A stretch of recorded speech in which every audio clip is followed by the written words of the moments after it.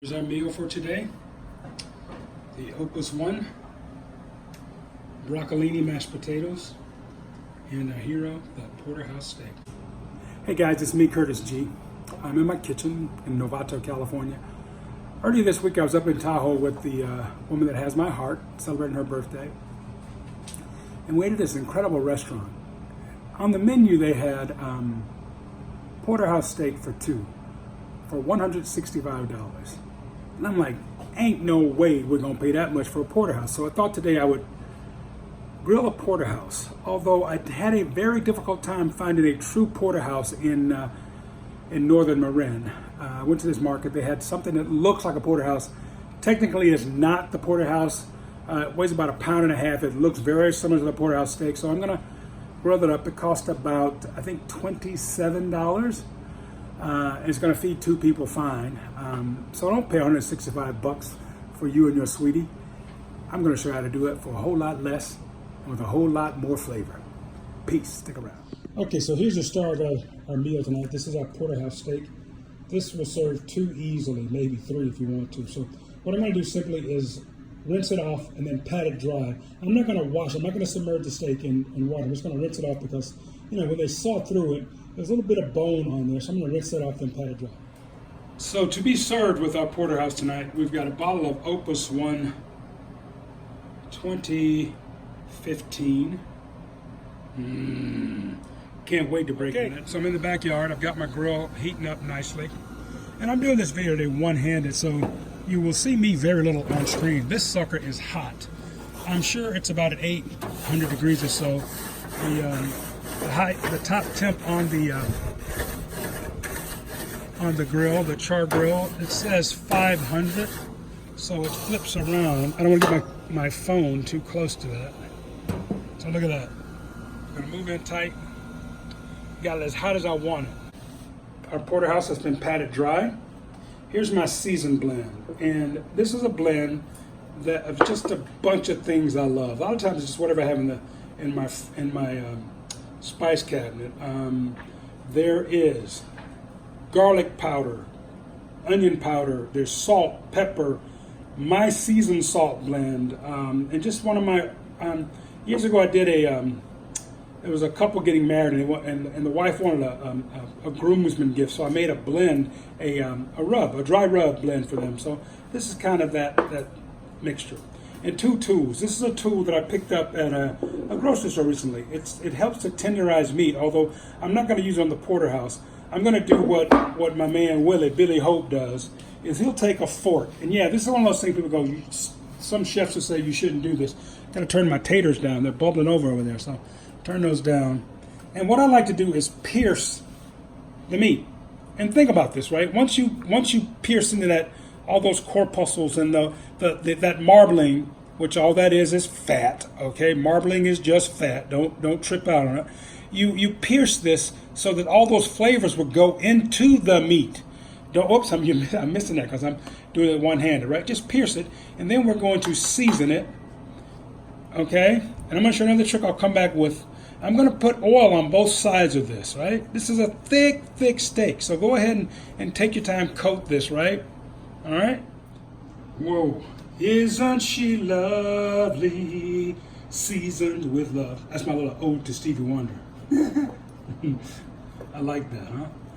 I got all that seasoning. It just kind of pat it in there. That's all. I'm just gonna coat the whole thing. Just, you know, rub it in. And yes, I did wash my hands. Don't trip. Do you like garlic? Mm-hmm. I don't often use minced garlic out of a jar. However, a couple weeks ago I was in New York. Well, I was in Jersey City actually, and was trying to season a steak. I wasn't at home, so I had to use what was there. And there was garlic in the fridge, so minced garlic. So I said, ooh. So I added it to the steaks, actually for the 4th of July. And then we just kind of pressed it in, okay? So I'm going to drizzle a little olive oil on our steak.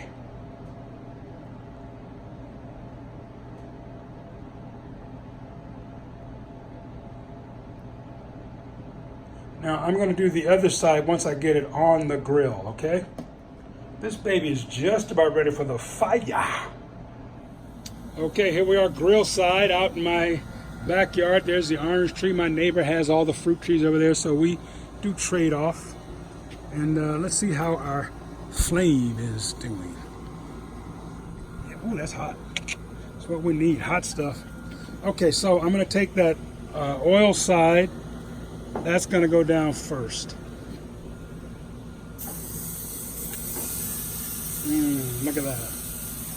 Now, the way I do my grilled steak, this is about an inch thick. I'm going to go 7 minutes and then flip it. Be back when it's time to flip. Okay, 625. I put this on at 618, so I'm going to flip it.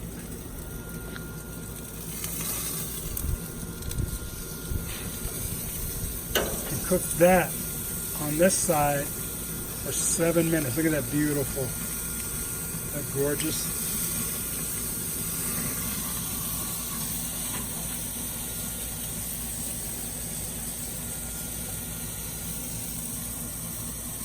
Now that's that garlic and the seasoning along that along that marbling stone.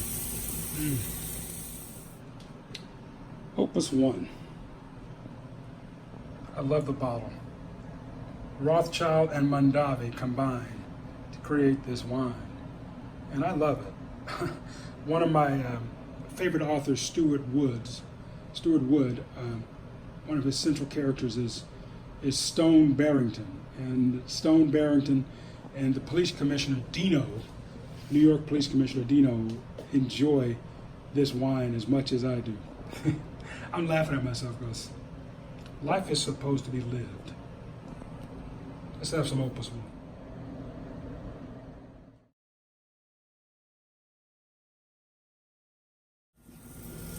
Now that's 7 minutes on that side. I'm going to flip it again.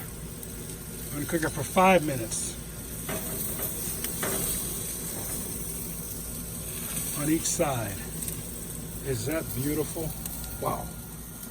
Oh, look at that. Those juices, right? They're running beautifully. Oh. And I'm going to flip it one more time. I've done 7 minutes, 5 minutes. I'm going to go 5 on the other side. Flip it, and I'm staying on that same spot where all that flavor is.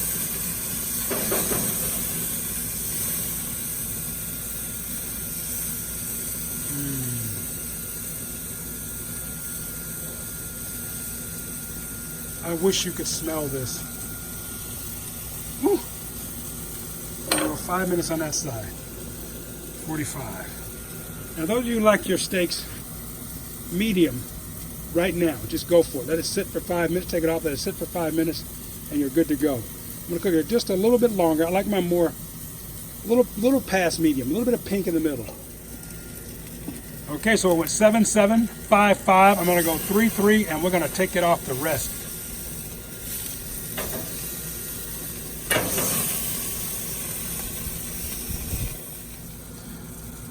Wow, look at this beautiful piece of meat. We're going to turn this over one last time. I'm going to turn the grill off. I've got the cutting board inside. I'm washing it off and drying it. And I'm going to lay our hero, that's what that is, on the pan, on the cutting board. Just let it rest for a bit before we serve it. All right, there it is. The cutting board has been dried, washed and dried, because you know that's where that raw meat was, and we don't want to have that on there. So now that side's a little more rustic, so this is going to be our presentation side. I'm going to flip it over.